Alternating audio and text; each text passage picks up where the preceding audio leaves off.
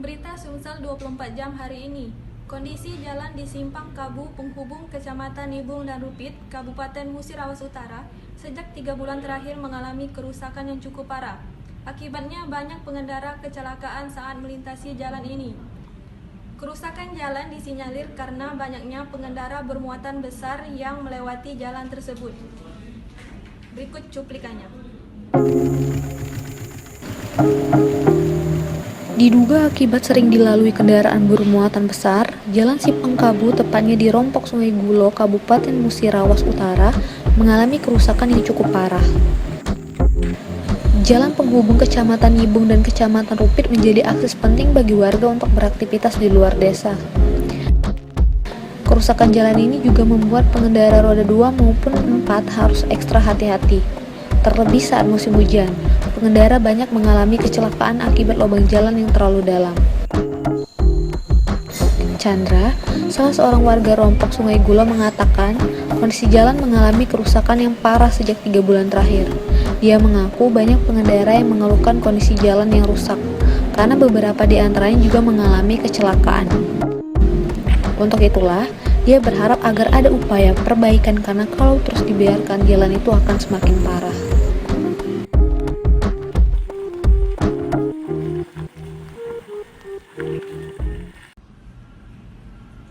Berita kali ini datang dari kota Palembang. Supriyanti, warga Jalan Parameswara, Kecamatan Ilir Barat 1, mengalami korban penipuan saat hendak membeli sepeda di media sosial.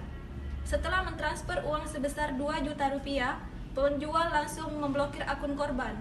Sadar menjadi korban penipuan, Supriyanti pun langsung melaporkan kejadian ini ke SPKT Polrestabes Palembang.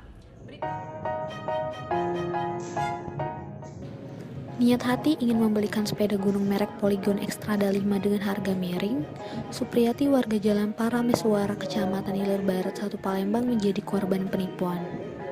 Akibatnya, korban mengalami kerugian mencapai 2 juta rupiah.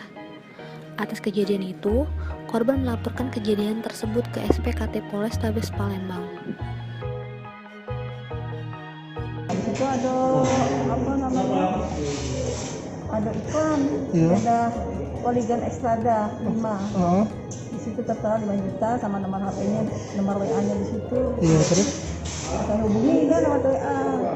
Iya. Nah, di fotonya, gambar-gambarnya biar proses pengiriman itu sampai ke pengepakannya di Indah Cargo.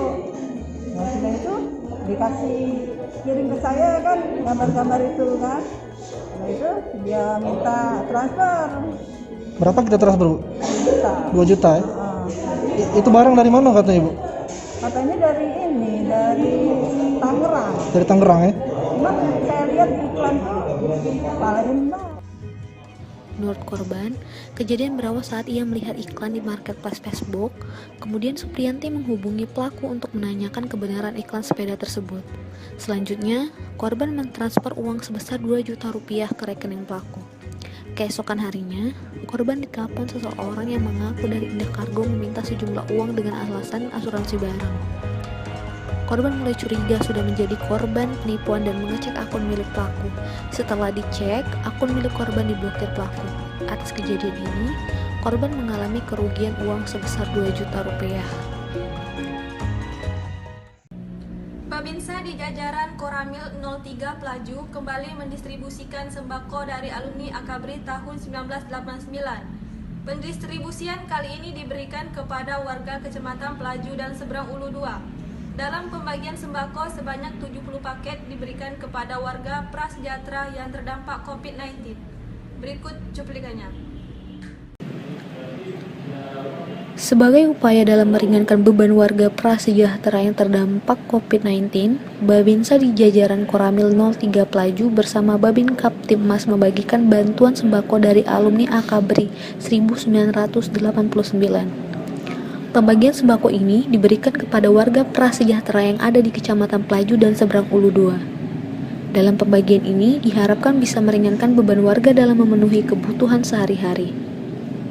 Dan Ramil 03 Pelaju, Kapten Arhanus Slamet Dainuri mengatakan, keterlibatan personel Babinsa dan Babin Kamtibmas dalam pendistribusian paket sembako ini agar bantuan tepat sasaran dan lebih cepat diterima oleh warga yang membutuhkan.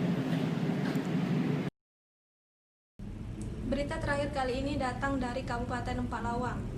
Dalam rangkaian Hari Bakti Adiasa yang ke-60 tahun, Kejaksaan Negeri Empak Lawang memusnahkan barang bukti hasil kejahatan.